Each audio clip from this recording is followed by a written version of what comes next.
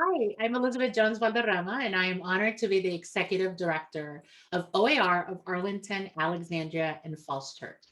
We are a nonprofit that works in both social service, but also upstream in social justice. You can learn more about our work at www.oaronline.org.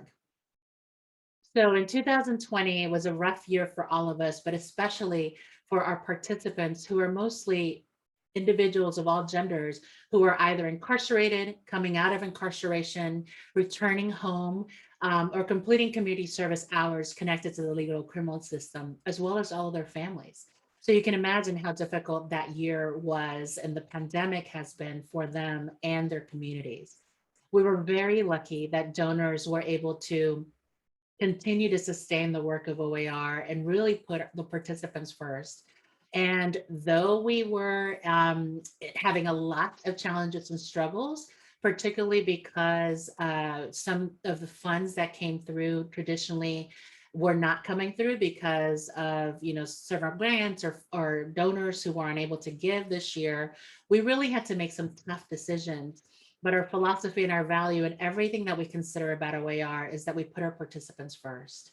And so unfortunately in 2020, we had to lay off half of our full-time staff, leaving us with 5 full-time employees, team members, and we have just been doing the best we can ever since then.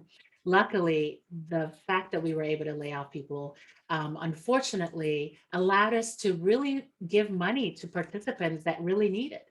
So we, in fiscal year 20, gave money at the rate of $150,000 to ensure that people could stay home, connected to their families, so that folks would reenter and have a safe reentry. And that also is a huge benefit to the community and everyone's love and safety and joy.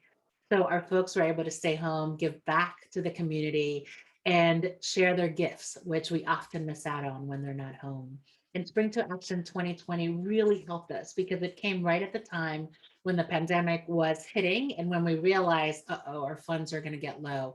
So we're just so grateful that that is one way that the community has contributed to the work of OAR. I definitely think that the community can continue supporting the work of OAR in 2021 because we have lots and lots of goals. For sure, we have the goal of giving more money out because folks really need to be able to not just survive in this community, in this DC metro area community, but thrive. And so we want to make sure that everybody has the places to live, the places to eat, the clothing they need, the love they need from their families, and any possible support and break away any possible barrier for their reentry. So that really does require funding. And so that's one of the goals that we have in 2021, which is also how you can support the work, particularly doing to Spring2Action. We know that our participants are incredible human beings and that when you get to know them, you would feel the same way about them.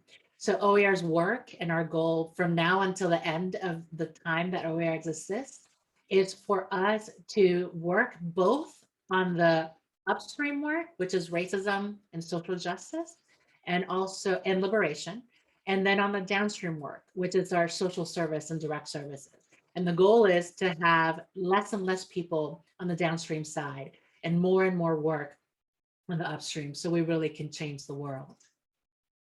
I Spring2Action because they're incredible human beings who are in our community, who we love and they love us back. And they deserve a chance to come back into the community and not just be on survival mode, but thrive. And we all deserve that. And if the community doesn't provide second, third, fourth, unlimited chances for individuals, first chances for individuals, this community is not whole. So I, as well as OER, believes in collectiveness and a pro-Black environment. And I'm thrilled that the community members, particularly those connected to Spring2Action, are going to continue to support us in the work. Thank you.